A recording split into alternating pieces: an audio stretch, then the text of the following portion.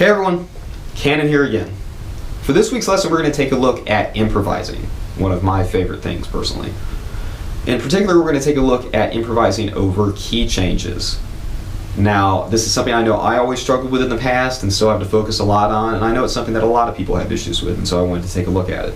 It's really fun once you get the hang of it, and it introduces something totally different from your normal diatonic chord progressions. We're going to take a look at a backing track and little improvisation that I've come up with based around a dominant blues. What that means is that there's a dominant chord defining the key on each change of the progression. It's a lot of fun, or I have a lot of fun with it at least. So I'll demonstrate that, and then I'll break down how I wrote the chords to follow the different scales that I was wanting to lay out, and break down how I improvised it. And I'll also talk about how you can apply that to your own playing. Hope you enjoy.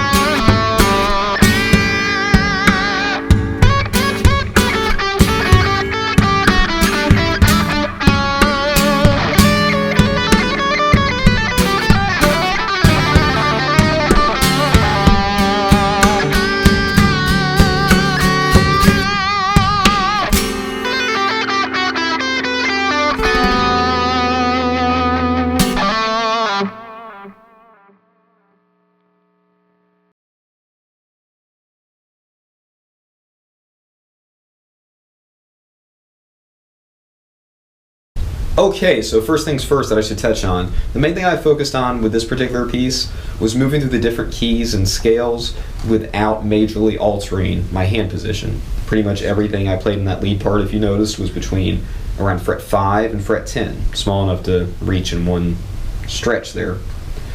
I think that gives things a smoother sound when you're not having to make these big interval jumps from the A position to D to E to D and back again. Instead, just having these tiny little subtle changes, but still in the same area of the fretboard. I think it just kind of makes things sound smoother and like they lead into each other more. And you really have to be much more conscious of the chords and the notes that you're emphasizing, because you can't rely so much on using one set of shapes or sequences or licks or any of that stuff. You can't really just focus on having one way you play it and moving it around like you can with the positional playing. When you're just sticking to one position, you have to be very, very conscious of what scale you're playing. Just to play real fast through the different scales in this 5th fret position. A mixolydian. D mixolydian, E mixolydian, and A Dorian, which you might notice is the exact same thing as D mixolydian.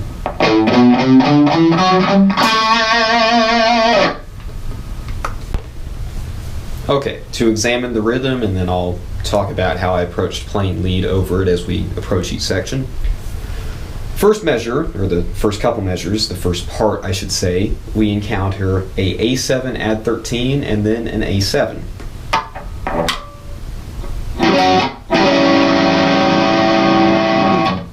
So we're emphasizing the 13, otherwise known as the 6, just in the upper octave, and then the 7. Because that 13 is resolving.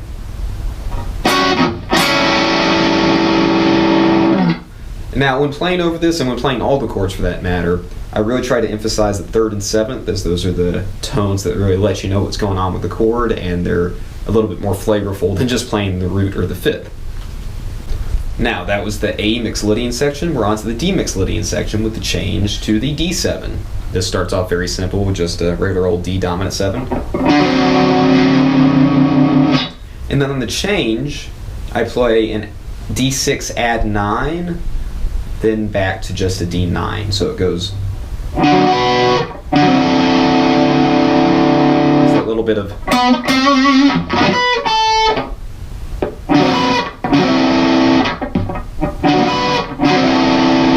little bit of contrasting motion there.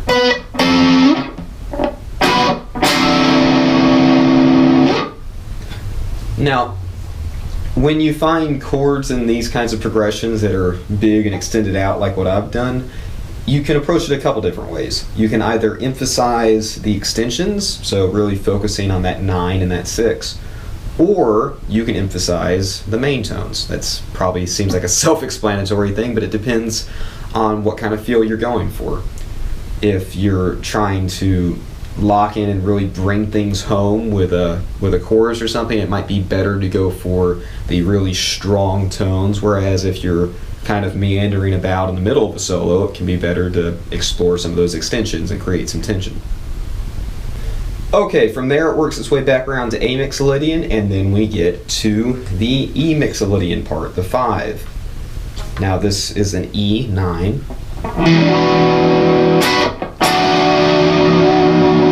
And then we come down to the 4, so we're changing back down to D mixolydian again.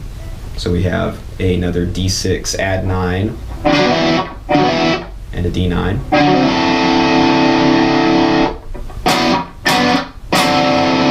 Again, just playing with some little motion within the chord progression.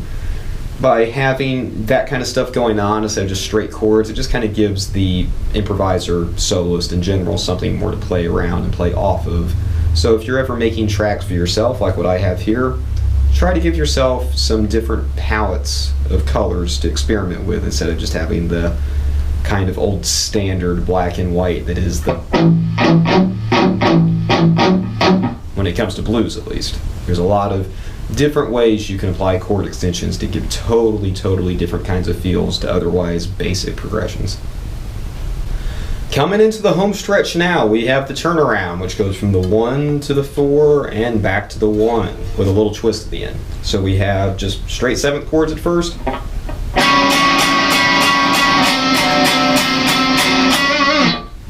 But then at the end, we shift the tonality from mixolydian to Dorian with a minor 7 add 13.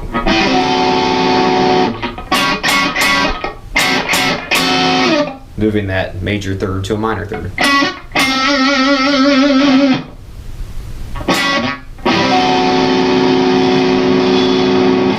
That little shift in mood at the end is just kind of something I threw in there for fun, and it gives a suspenseful end to a piece when you do something like that. Shift the very final chord into something tense and darker sounding. As far as playing off of that, the thing I chose to emphasize, because it's emphasized in the shift in the chords, is that major to minor third shift. Now, when it comes to approaching improvising over this stuff, if you're not comfortable with modal playing or scalar playing or shifting keys or any of that stuff, approach it very slow. If you have to play it half as fast as I am and just doing quarter notes, do that. What you want to do is familiarize yourself with the sounds of the key and the scale that you're playing. You want to familiarize yourself with how certain notes sound against the chord, which notes you want to hold and which notes it's better to just kind of move past in passing. One thing you probably noticed, or might not have, is that I played off of the flat 5 a lot in the various changes. That's something that's very associated with blues.